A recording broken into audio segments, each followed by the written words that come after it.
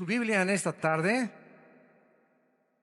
les pido que la abran en el capítulo 25 del libro de Mateo.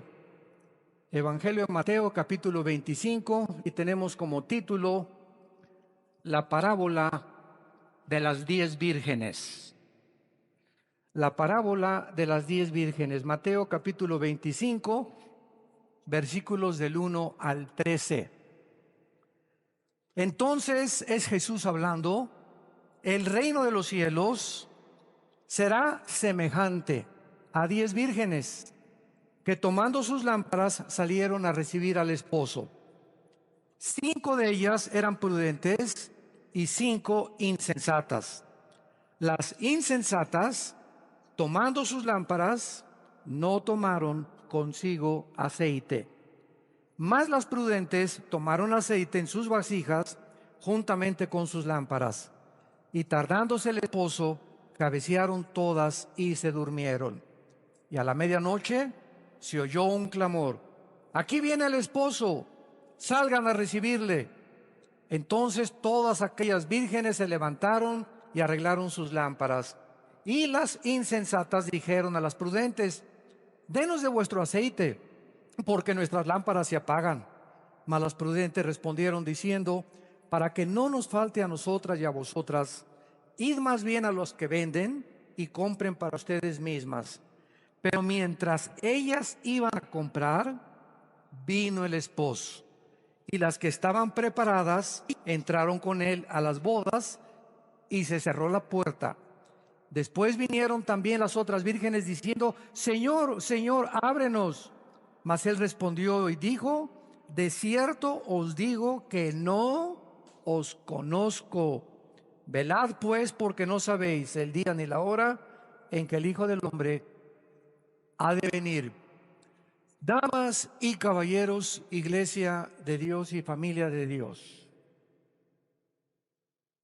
nadie puede tener ahorita en el mundo, y no solamente en el área cristiana o la dimensión cristiana, sino también en el área política, artística, deportiva, etcétera, etcétera, nadie tiene alguna duda que el mundo se encuentra enfermo, que están sucediendo cosas en el mundo aparentemente inexplicables, y que existe un espíritu de estrés, de incertidumbre. Como dicen en mi rancho, el miedo no anda en burro. Hay un temor impresionante en la gente y preguntándose todos: ¿qué pasará? Ahora que acaba de suceder este terremoto aquí en la Ciudad de México, hemos visto de qué forma los ciudadanos mexicanos han respondido y de qué forma como que las tragedias nos unen. Como que en ese momento ya no ves si es negro, si es amarillo, si es blanco, si es del PRD, si es del PRI, si es del PAN, ¿verdad? Yo nunca vi a los topos o a este grupo de personas que sacaban personas de los escombros diciéndole: oye, ¿eres del PRI o del PRD? ¿Eres blanco o eres negro? En ese momento se acaba completamente todo el racismo, todos los niveles culturales. En ese momento lo único que nos hace es, ¿verdad?, la tragedia, unirnos y buscarnos con todo el corazón. Anteriormente en la ciudad de Houston hubo una inundación impresionante con el huracán Harvey. No se imaginan ustedes que el agua estaba casi a más de 1 metro de altura. Y cuando iban en las canoas los rescatistas, ahí se actuó con demasiada rapidez, gracias a Dios.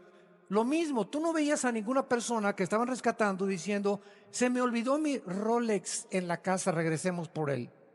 O mis palos de golf. Lo único que veías tú en la televisión eran las gentes con las caras emocionadas: mi hijo se salvó. Y veías cómo se encontraban 2 canoas o 2 lanchitas, y aquí está mi abuelita y aquí está mi hijo. Y lo único que importaba en ese momento no eran los palos de golf ni la televisión que se mojó ni la cara, sino que estuvieran vivos. Era lo único que les llenaba de satisfacción. Todo lo demás de repente carecía de importancia. Y todas estas cosas nos llegan a pensar profundamente, no solamente teológica, sino también filosóficamente. ¿Qué pasaría si las circunstancias en el mundo, o por ejemplo en México, siguieran iguales? Todo jijiji, jojojo, Disneylandia, todo el mundo progresando, etcétera, etcétera. Todo mundo feliz y contento, camino al infierno.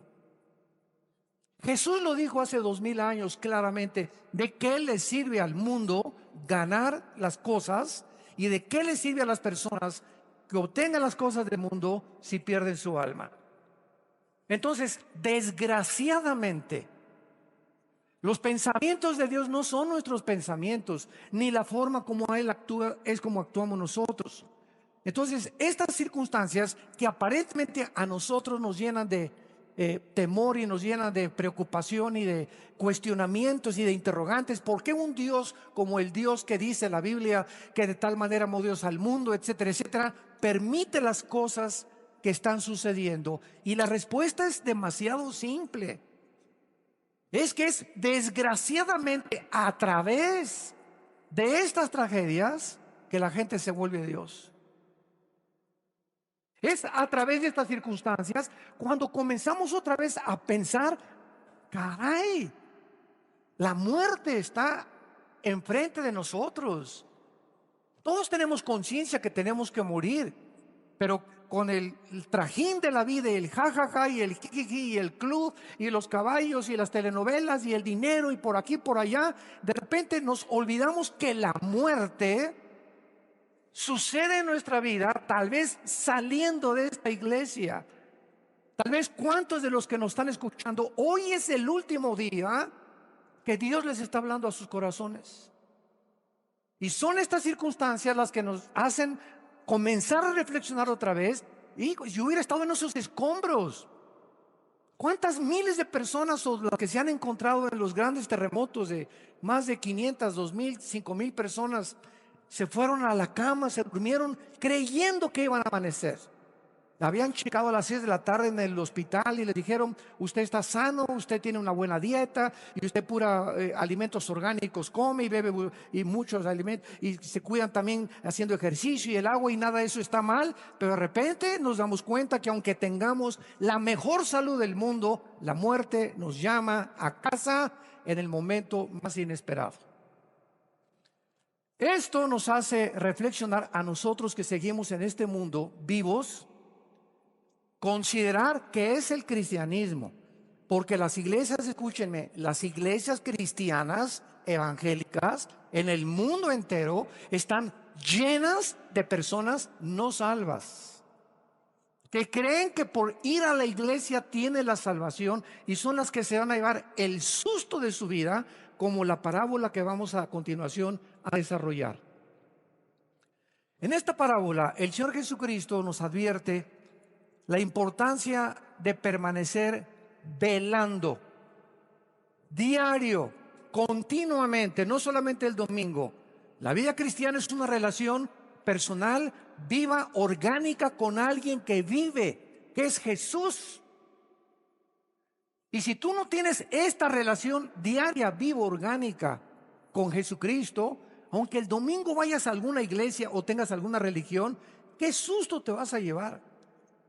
Y esta es la parábola precisamente que Jesús ha descrito para que comencemos a prepararnos y a considerar realmente qué es la situación o en qué situación me encuentro. Dado que las circunstancias son inesperadas y que puedo morir saliendo mañana, un ataque al corazón, una embolia cerebral, un balazo, un accidente, un temblor, me cae una losa arriba de la cabeza, una inundación, de muchas formas, pero todos tenemos que morir. Tenemos que considerar, mientras estamos vivos, si realmente tenemos la salvación. Esta parábola es también un retrato dramático de lo que le sucederá a los cristianos que se decían cristianos y no lo eran.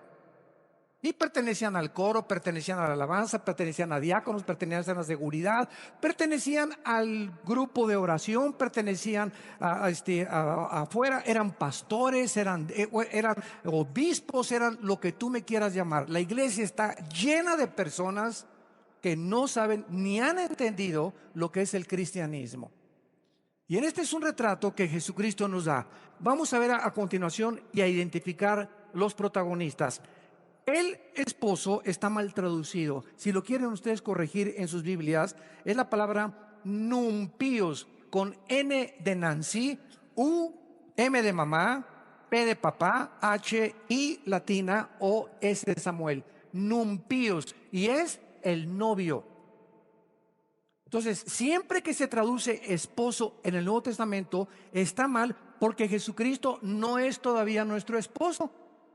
Vamos a demostrarlo a través de varios versículos en este momento. Entonces, el novio aquí es el Señor Jesucristo. Las vírgenes prudentes son los verdaderos creyentes, los que tienen la salvación y están seguros de su salvación.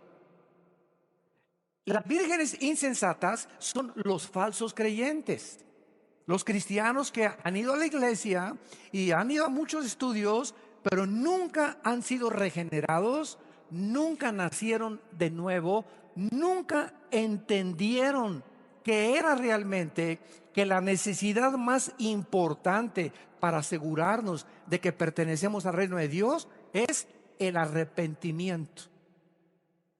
Y las iglesias, de acuerdo a una estadística que hicieron allá en Latinoamérica, más del 60% de las personas que van a las iglesias ni siquiera oyeron ni les predicaron nunca que tenían que arrepentirse.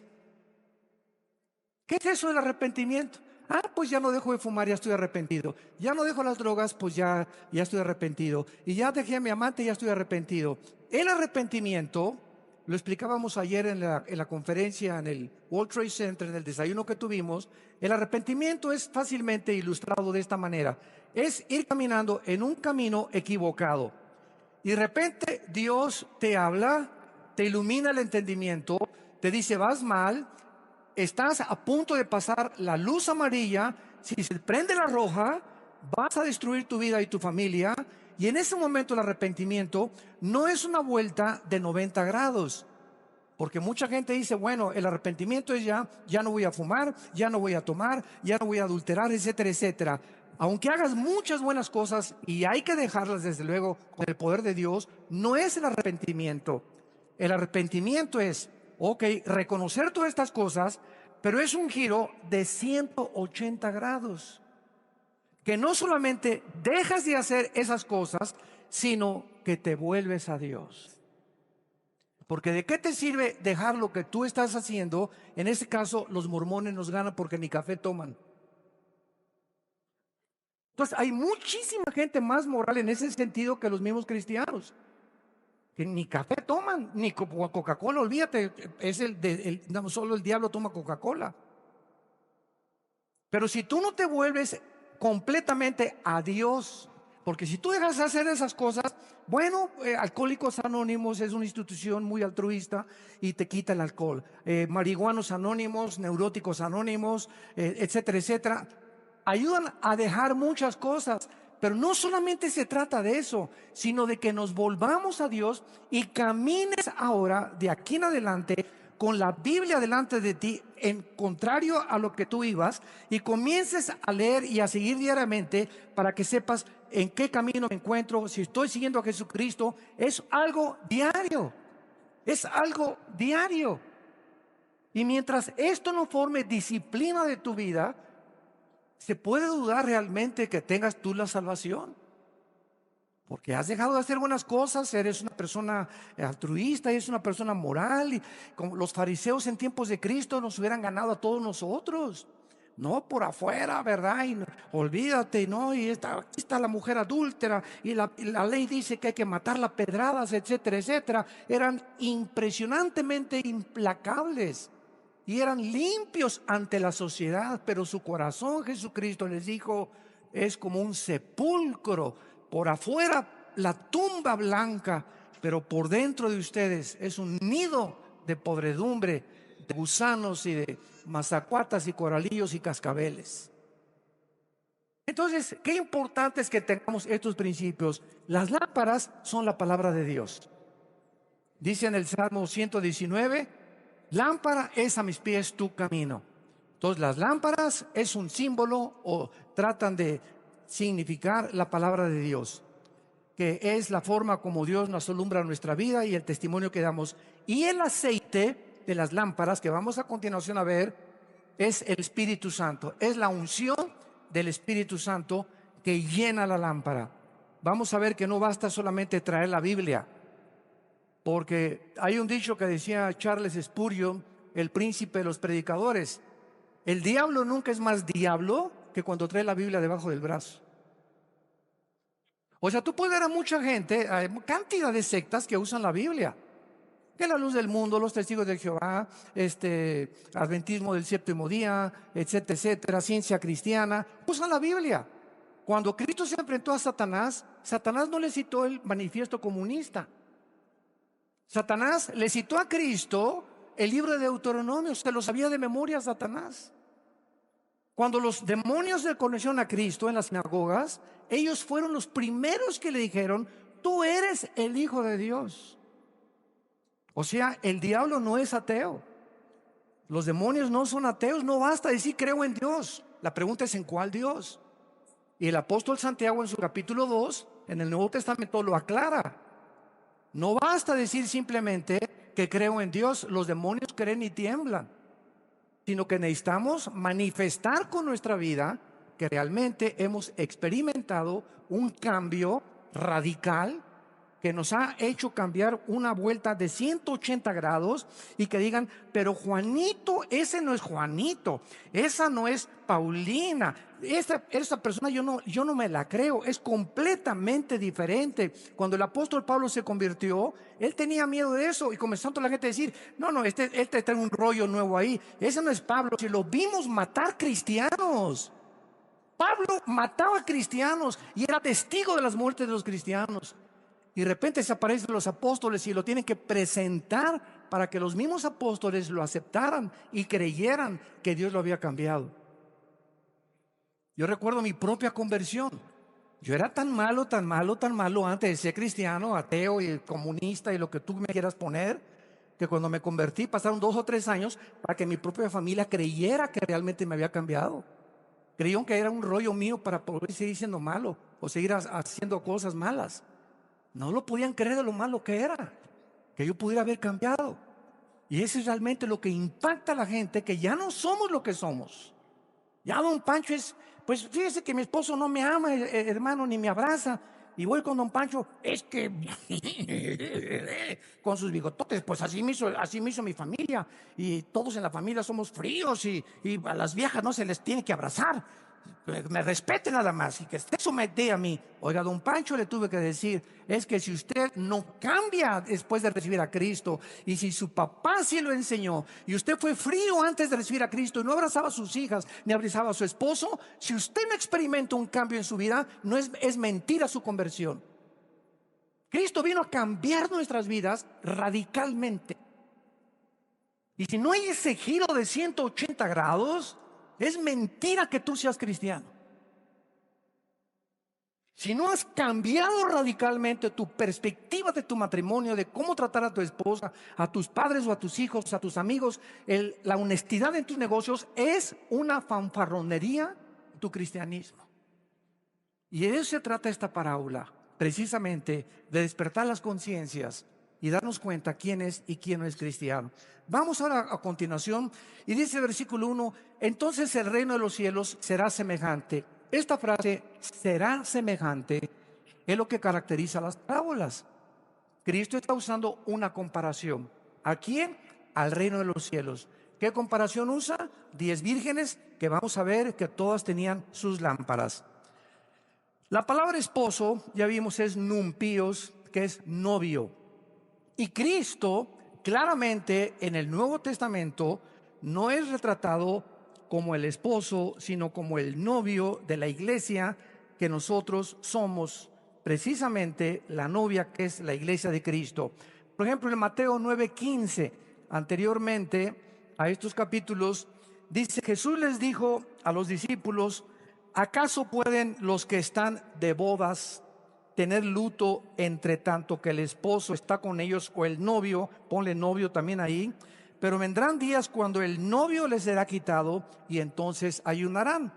¿Cómo lo sabemos? Porque es hasta Apocalipsis capítulo 19, en las bodas del Cordero, cuando viene nuestro matrimonio con Jesucristo. Claro que todo es un simbolismo, ¿verdad?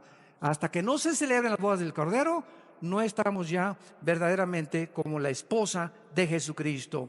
Vean ustedes ahora en 2 de Corintios capítulo 11, que el apóstol Pablo también tenía interés de que el cristiano entendiera este principio. 2 de Corintios 11, versículo 2: porque os celo con celo de Dios, porque los he desposado, o sea, comprometido con un solo esposo, para presentarlos como una virgen pura a Cristo.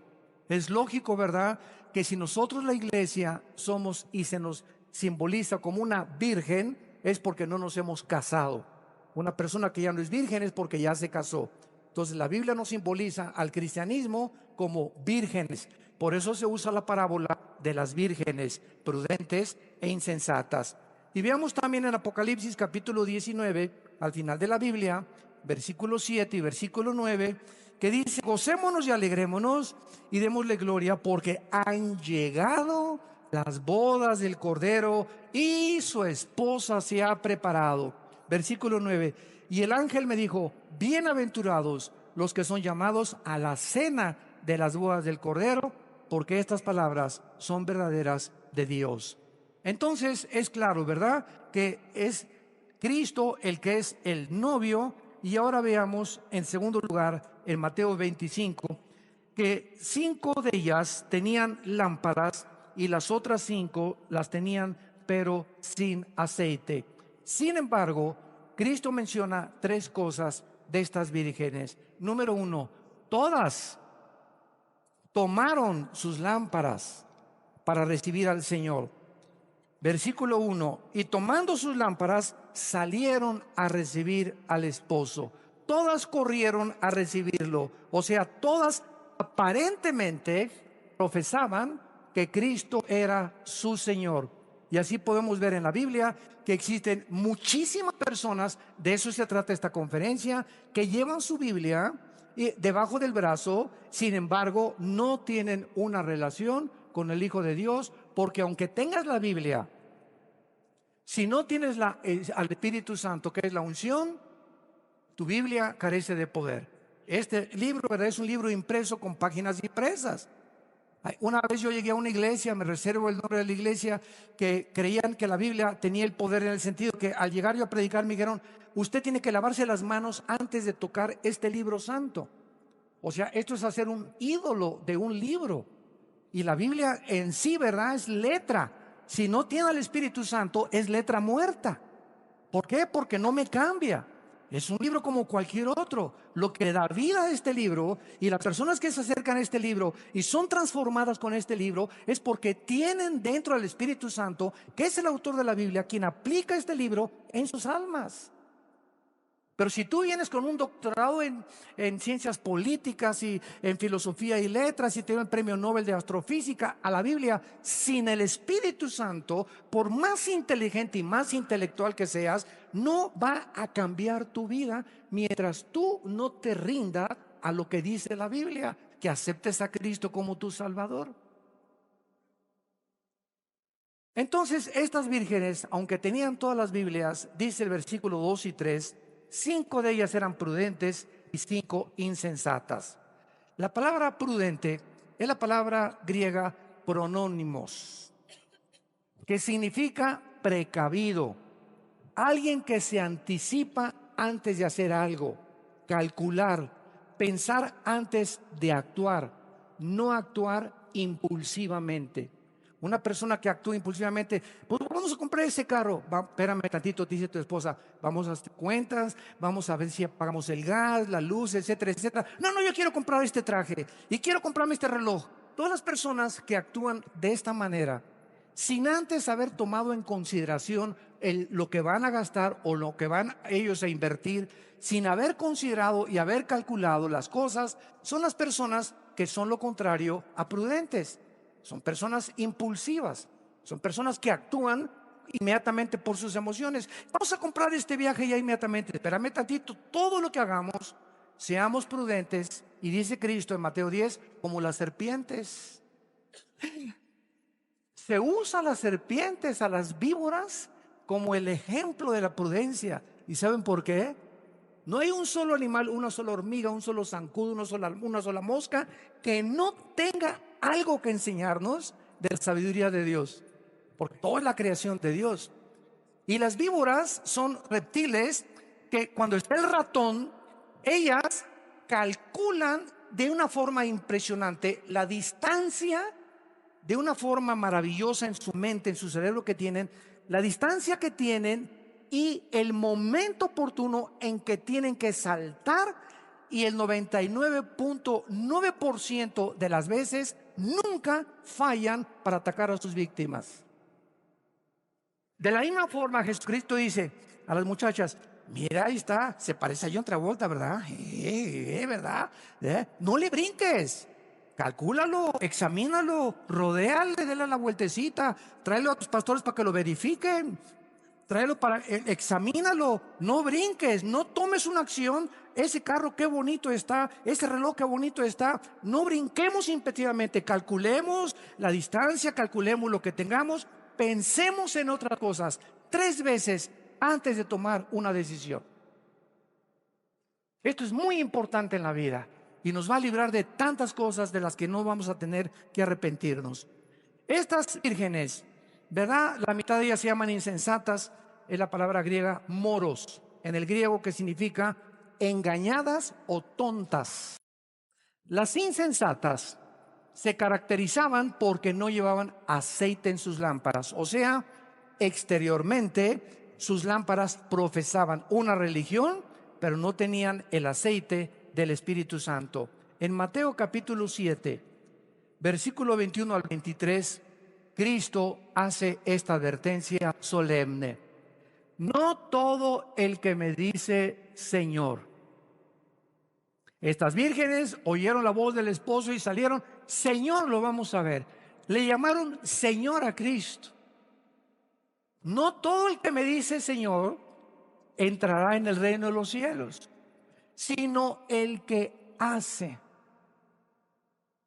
La fe sin obras es muerta completamente. Si nosotros no hacemos lo que la Biblia nos manda que tenemos que hacer, la fe tiene que ser demostrada a través de las obras. Las obras justifican que yo realmente he cambiado. Yo pues sí soy cristiano y voy a la iglesia y uso la Biblia, pero la pregunta es: ¿mi vida ha cambiado? ¿Soy mejor amante? ¿Soy más considerado con mi esposa? Mi esposa ahora es la reina de mi casa. Ya les pedí perdón a mis padres de todo lo que les hice. En mi trabajo ya cambié, ya no soy el que no avanza, no tranza. Ahora ya no doy mordidas, ahora ya soy honrado. Ahora estoy dispuesto a perder hasta mi trabajo si me exigen que participe de la corrupción. Cuando hay ese cambio radical en tu vida, donde tu misma esposa, tus hijos, tus padres, tus amigos, tus hermanos se dan cuenta que ya no eres la persona que eras hace una semana o 2 semanas, es cuando realmente se puede decir que Jesús está en tu vida. No antes. Tiene que haber una revolución completa dentro de nuestro corazón. Y es esto lo que Jesucristo está tratando de decirnos. En el libro de Judas, que está antes de la Biblia, antes del Apocalipsis, Judas, la epístola de Judas, versículo 19, dice: estos son los que causan divisiones, los sensuales que no tienen el Espíritu.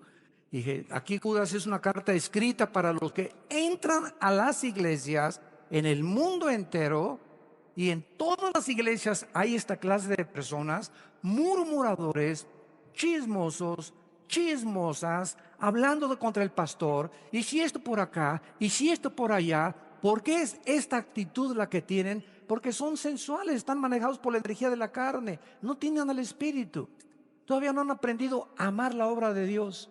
Y cuando actúan con motivos equivocados, para su gloria, para su ego. Pues si no lo reconocen, se van de la iglesia. Si no me aceptan, es que no se han fijado que soy el papucho de papuchos. ¿Cómo es posible que no me han hecho pastor o pastora? ¿O por qué no me han... mi voz, que Bocelli, parece Pinocho comparado conmigo. Y cuando hay este tipo de actitudes en el corazón, hablan de que algo está mal en tu vida interior. Algo está mal en tu vida interior.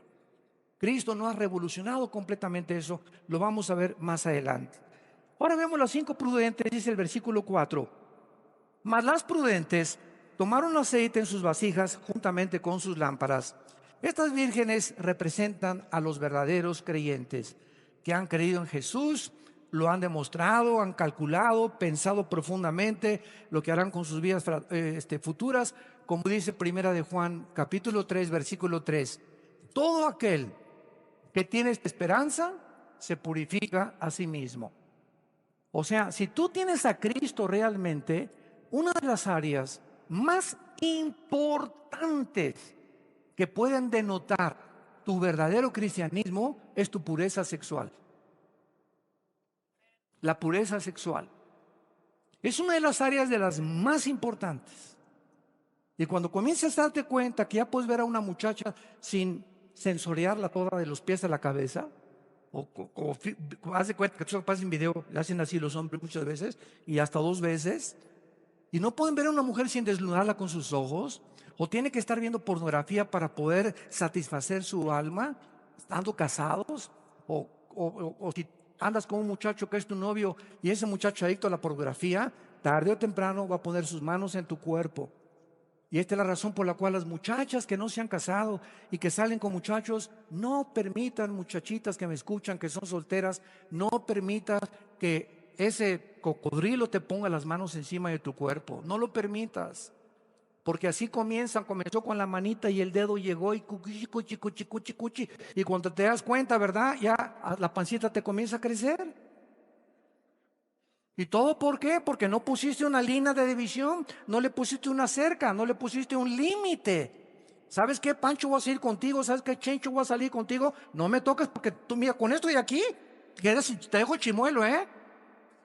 Y si no, mi hermano le hablo, y si no, mi papá, conmigo te andas bien, vamos a tener una relación íntima, vamos a ser amigos, pues no me toques. ¿Por qué? Porque hasta que nos casemos, no saltemos a privilegios que no nos corresponden antes de casarnos. Tú no tienes ninguna responsabilidad para tocarme. Mi cuerpo va a ser de aquel que va a ser el padre de mis hijos. No se lo voy a dar a 3 o 4 antes de casarme. Y esa actitud que tú tienes como muchacha santa delante de Dios nos habla y le habla a los demonios y le habla a los ángeles y le habla a Dios de que tienes a Jesucristo en tu vida. Por eso quieres tú buscar la honestidad y quieres buscar la moralidad y quieres buscar tú la virginidad.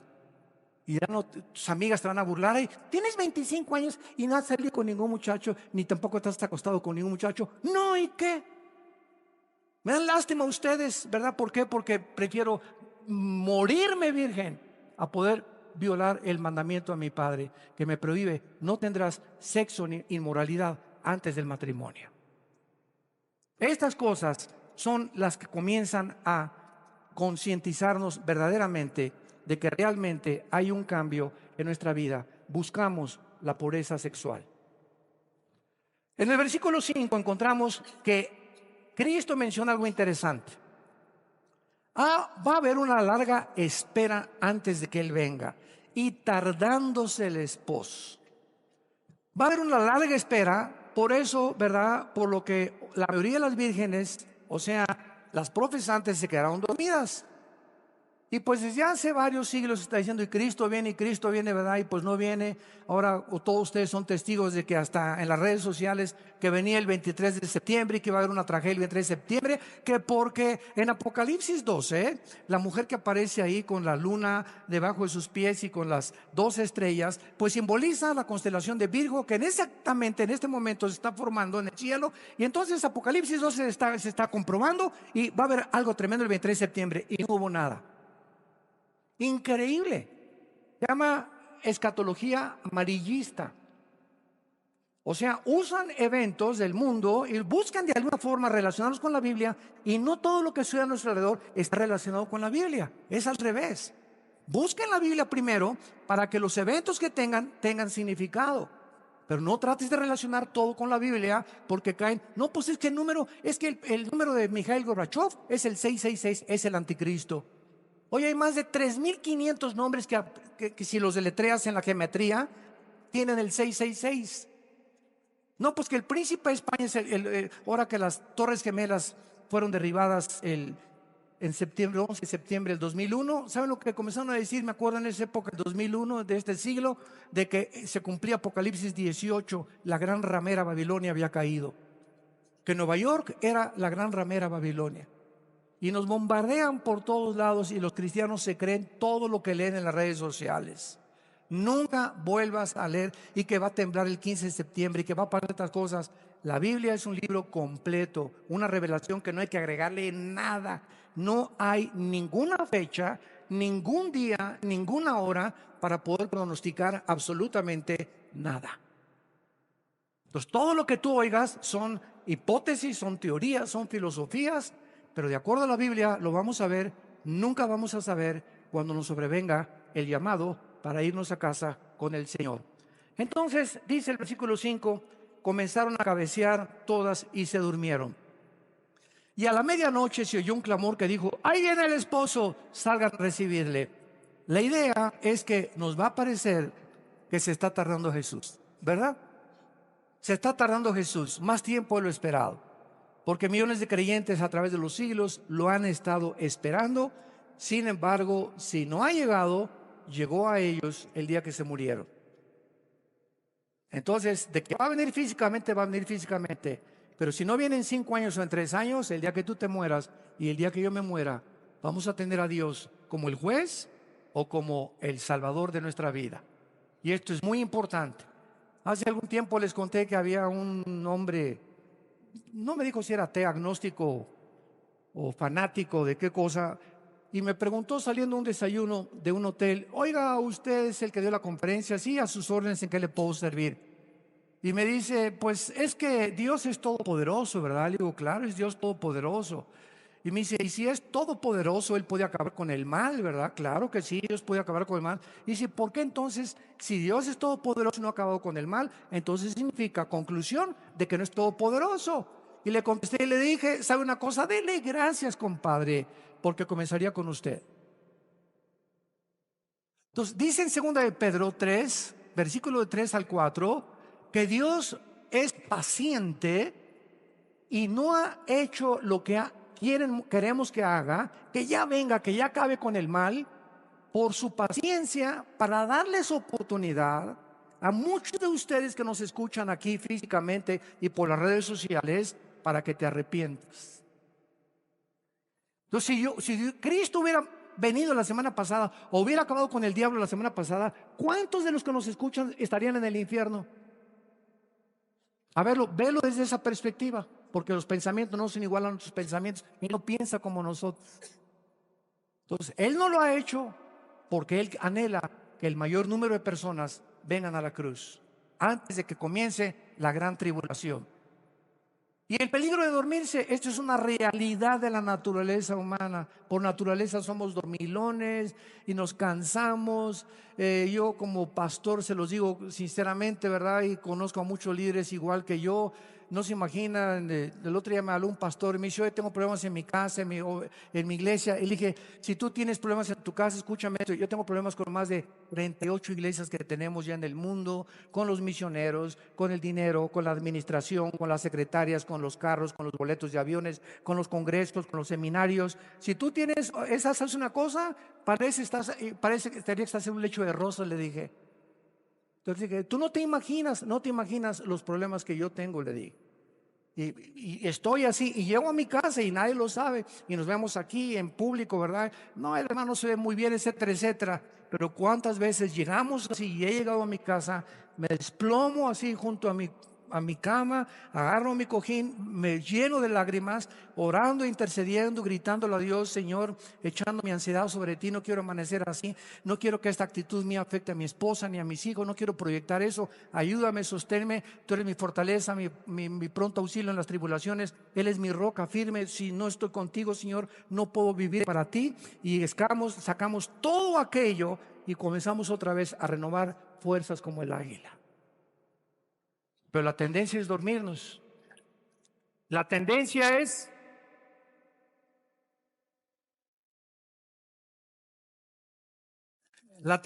llegar así. A lo mejor sus problemas son diferentes, pero si tú llegas a un estado en tu vida que ya no aguanto, ahí está la toalla. se oye un coro arriba del diablo, alabío, alabao, alabim, bomba, túpanle, más recio, ra, ra, ra. Y se te viene una parvada como de abejas africanas de demonios a atormentarte. Porque dice la Biblia en el libro del Éxodo que cuando iba el pueblo de Israel adelante, los que amalecitas que comenzaron a atacar a la caravana, nunca atacaban a los que iban en primera fila, a los generales y capitanes, atacaban a los que iban hasta atrás, a los rezagados, a los débiles. A esos son a los que ataca Satanás. Entonces, si tú te desconchinflas, ¿verdad? Y ya no quiero nada, y esto y el otro, y estás un hipócrita y esto no sirve para nada, de nada te sirve tus quejas y lo que estés diciendo. Un cristiano desanimado es un cristiano derrotado. No permitan, santos de Dios, nunca el desánimo. Estamos atribulados en todo, pero no desesperados. Estamos perseguidos, pero no desamparados. En problemas, pero nunca que la angustia se apodere de nuestra alma. Nunca llegues a un rincón en tu vida, ya como como los perritos lamiéndote tus heridas. Nadie me quiere, nadie me vino a ver en el hospital, nadie me visita. Llego a la iglesia y nadie me saluda. Y comienzas y te hundes y de esto no me va a sacar. Y ya se fue mi esposo y yo no tengo seguro social. Y en ese momento, ahí es cuando el escudo de la fe se cae. ¿Qué es la fe? Es el escudo, dice en Efesios 6. ¿Por qué? Porque es la fe la que nos defiende ¿de quién? De los dardos de Satanás. ¿Y cómo ataca Satanás? Con pensamientos. Precisamente, eres una desdichada, nunca te vas a volver a casar, te vas a quedar sin esposo, te vas a quedar sin novio, te dicen la Betty la fea, bla, bla, bla, bla, bla, bla, bla. Y tú, sí, amén, amén, amén, amén. Por el amor de Dios. ¿Se dan cuenta ustedes al estado que podemos llegar? Es en ese momento cuando nos abandonamos a nosotros, cuando caemos en incredulidad, que se viene contra nosotros el enemigo con todo lo que da. Y tu estado comienza a ser peor, 5 veces peor que el primero. ¿Por qué? Porque bajaste el escudo de la fe. Es el escudo de la fe. El Señor no me abandonará. El que habita cerca al abrigo del Altísimo, morará bajo la sombra del Impotente. Diré yo a Jehová, castillo mío, mi roca. Y comienzas en ese momento de desesperación. No me importa en qué mi hija se fue, mi hijo se fue, perdiste el trabajo. En cualquier momento en que nos sintamos arrinconados, sin fuerzas para salir el panorama oscuro, confiesa la palabra de Dios. Él es mi Señor, Él es mi roca, tú eres mi ayuda, mi fortaleza, nunca me dejarás, nunca me desampararás. Y mientras comienzas a hablar, algo misterioso en el reino espiritual sucede en la dimensión invisible. Cuando hablamos la palabra de Dios con fe, se comienzan a despejar así las nubes y los demonios comienzan a irse. Mi cerebro comienza a pensar más claramente y comienzo a entender claramente su voluntad, porque mientras no estemos despejados, el Espíritu Santo no se comunica a nuestro espíritu. Acuérdate de eso. Nuestra mente tiene que estar despejada para que podamos discernir la voz del Espíritu Santo. Este es el peligro de dormirse. Dice en Romanos capítulo 13, versículos del 11 al 14, dice Pablo: y esto conociendo el tiempo que es para levantarnos del sueño, porque ahora está más cerca de nosotros nuestra salvación que cuando creímos. La noche está avanzada y se acerca el día. Desechemos pues las obras de las tinieblas y vistámonos de las armas de la luz. Andemos como de día honestamente, no en glotonerías, borracheras, lujurias, lascivias, contiendas, envidia, sino vistámonos del Señor Jesucristo y no proveáis para los deseos de la carne. Pablo compara que ya estábamos a 12 de la noche ahorita, 1 de la mañana ya. Es la hora más oscura del mundo ahorita. Es cuando más confusión hay ahorita, política, filosófica, artísticamente, económicamente. Nunca el mundo ahorita en el siglo XVII, que nos encontramos en el siglo XXI, en el año 2017, nunca he visto tanta confusión filosófica, religiosa, política, económica, como en el año que estamos viviendo. Donde está un loco ahorita en Corea del Norte a punto de estallar una guerra internacional. Con toda la economía y con todos los internets y con todas las iPads y con todos los iPhones, iPhone 5, 6, 7, 8, quién sabe hasta qué número va a llegar. Pero es increíble que a pesar de toda esta tecnología, que creíamos que nosotros, dentro de nosotros, estaban las respuestas para mantener el mundo, estamos en un mundo enfermo. Un mundo completamente contaminado porque hemos abandonado al Dios de la Biblia. Y finalmente viene la invitación a recibir al novio, versículo 6. Se oye entonces la voz a la medianoche, salgan a recibirle. Se levantaron, arreglaron sus lámparas, y las insensatas dijeron a las prudentes: denos de nuestro aceite, porque nuestras lámparas se apagan. Mas las prudentes respondieron: para que no nos falte a nosotras y a ustedes, vayan más bien a los que la venden, o los que venden el aceite, y compren el aceite ustedes mismas.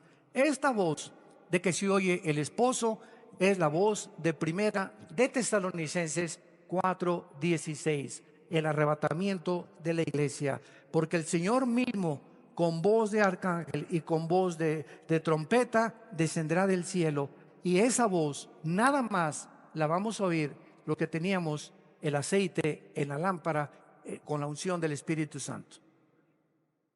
Todos los demás van a decir: pues sí, ¿verdad? Oímos, ¿verdad? Etcétera, etcétera. Pero Señor, Señor, y Él les dirá: yo nunca los conocí. Se levantarán para arreglar sus lámparas, pero no van a poder. Las insensatas descubren que no tienen aceite. ¿Por qué? Porque simplemente estaban cubiertas de religión. No había habido nunca un cambio interior en sus vidas. Nunca fueron regenerados, regeneradas, nacidas de nuevo, nacidos de nuevo. Solamente tenían el manco del catolicismo: soy de la Iglesia Nueva, soy mormón, soy testigo de Jehová, soy bautista, soy presbiteriano, soy nazareno. Es lo único que tenían, el título, pero dentro de la botella no había nada.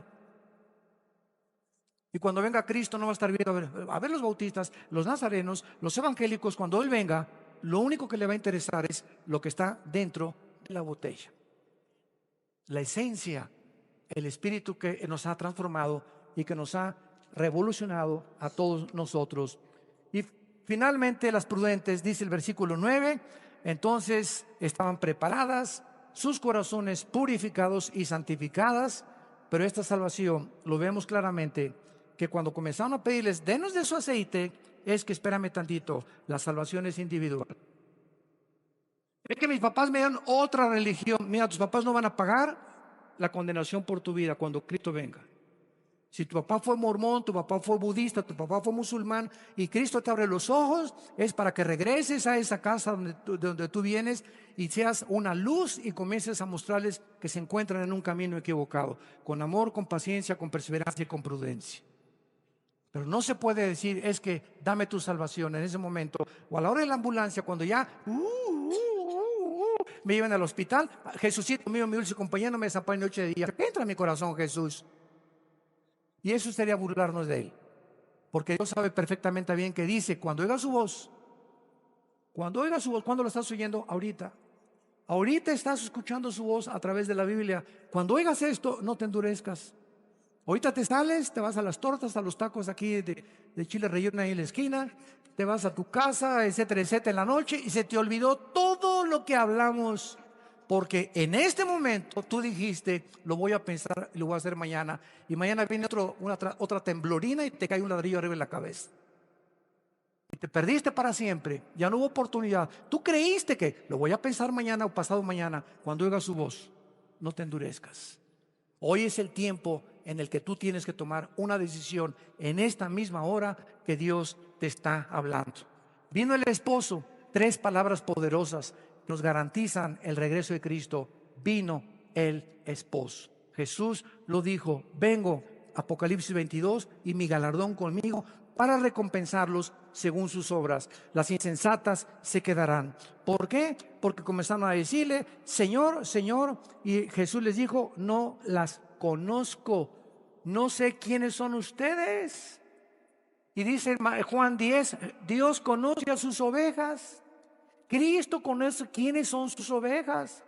¿Quiénes son sus ovejas? Las que oyen la voz del pastor. Es que yo dije que era cristiano, pero ¿cuántas veces me habló Jesús a través de la Biblia y no le hice caso? Oí la voz de Friedrich Nietzsche, oí la voz de Bertrand Russell, oí la voz de Walter Mercado, oí la voz de los gurús, oí la voz del psicólogo, oí la voz del psiquiatra, oí de ese deportista, de esa cantante famosa, pero nunca reconocí la voz de mi pastor. ¿Por qué? Porque aunque yo me decía que era cristiano, no tenía el Espíritu Santo que me capacita para reconocer, sintonizarme, no con la charrita del cuadrante, sino con la voz donde está en el FM que yo necesito oír. Estamos llenos de aquí, ¿verdad?, de ondas por todos lados. La voz de Nietzsche, de ateísmo, agnosticismo, ateísmo, nazismo, fascismo. Estamos rodeados de filosofías, de darwinianismo, de que venimos del chango, etcétera, etcétera. ¿Cuál vas a oír? ¿Cuál es la voz que vas a escuchar finalmente? Y solo hay un camino, una verdad y una vida que se llama Jesucristo. Y esa es la voz a la que cuando Él venga te va a decir: no todos que me digan Señor, porque yo conozco mis ovejas, y si fueras mi oveja, me hubieras obedecido.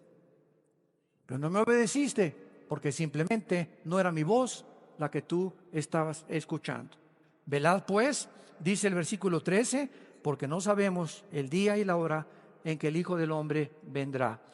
Y en el versículo capítulo 25 de aquí de Mateo, versículo 42 en adelante, Él dijo estas palabras. Mateo 25, versículo 42. Porque tuve hambre y no me diste de comer, y tuve sed y no me diste de beber. Velad pues, porque no sabéis a qué hora ha de venir el Señor. Pero sabed esto, que si el padre de familia supiera a qué hora el ladrón habría de venir, velaría. Si tú supieras a qué horas habría de temblar, ¿qué harías? ¿Se imaginan? ¿Qué haces? Te preparas, ¿verdad? Y no te quedas ahí. Bueno, precisamente como no sabemos, tenemos que estar preparados. Si supiéramos cuándo viene Jesús, nos prepararíamos. Pero como no sabemos cuándo viene, esto es diario. Porque puede ser hoy la última vez que Dios nos hable y que Él pueda venir en la madrugada, hoy a las 6, a las 4, o no amanezcamos mañana. Versículo 44, por tanto también ustedes estén preparados, porque el Hijo del Hombre vendrá a la hora que no pensáis. La pregunta en esta mañana a tu corazón es: ¿estás tú preparado para encontrarte con tu Dios? Ahora que estuve en Bogotá, tuve el privilegio, ¿verdad?, de que fueron allá. Es muy diferente la política que aquí en México. Allá los senadores, los diputados van a las reuniones cristianas y no les da vergüenza, desde luego, los que son cristianos. Esta vez llevaron, ¿verdad?, a un político muy importante, y tuve la oportunidad de platicar con él. Y una de las cosas que yo le pregunté cuando me dijeron que era cristiano, esta pregunta te la hago a ti ahora: si tú te murieras hoy en la noche, ¿estás seguro que te irías al cielo? Algunas personas que les hice esta pregunta ahí en Bogotá se quedaron calladas y me dijeron: no, no lo sabemos, no somos lo suficientemente buenos. Inmediatamente supe que no eran cristianos. Porque el cristiano es la persona que dice: sí, estoy seguro que me voy al cielo, no porque sea bueno, no porque haya hecho muchas buenas obras, sino simplemente porque alguien en una cruz pagó por mis pecados. Y gracias a lo que ese hombre hizo, por la gracia estoy eternamente agradecido. Y si entro al cielo, no va a haber nada de lo cual me merezca. Voy a entrar como un regalo que Dios me otorga, como la salvación.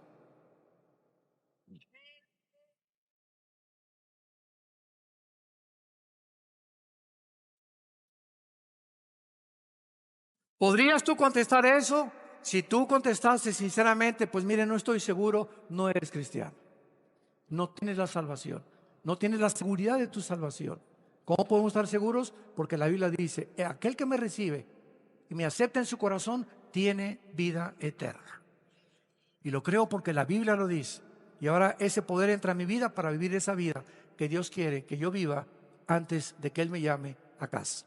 Aprovechemos esta oportunidad, inclinemos nuestra cabeza y digámosle al Señor: te doy gracias, Padre mío y Señor mío, porque me sigues hablando al corazón. Nos sigues redarguyendo de pecado, de justicia y de juicio. Te doy gracias, Señor, porque oigo tu voz y sé que diste tu vida en esa cruz, en mi lugar. Ahora, Señor, te pido con toda mi alma que entres a mi corazón. Me arrepiento de mi vida. De todo lo que en el pasado he hecho, me arrepiento. Yo sé que nunca hubiera podido pagar la cuenta que tenía pendiente de pecado contigo, pero ahora he comprendido el Evangelio. Las buenas noticias, que tu Hijo pagó la cuenta en mi lugar, con su preciosa sangre. Y te pido, Jesús, porque creo que a los 3 días saliste de la tumba y venciste la muerte, para confirmarme que después de la vida seguiré viviendo contigo, que entres a mi corazón como mi Señor y mi Salvador. Te recibo por la fe y te doy las gracias por el poder que en este momento irás comenzando a darme para vivir una vida de victoria en tu nombre y para tu gloria. Amén. Gracias a Dios por este mensaje glorioso, eterno, puro, majestuoso, que es la palabra de Dios. Gracias a de Dios, gracias a de Dios, gracias a de Dios, gracias a de Dios, gracias a de Dios, gracias a de Dios.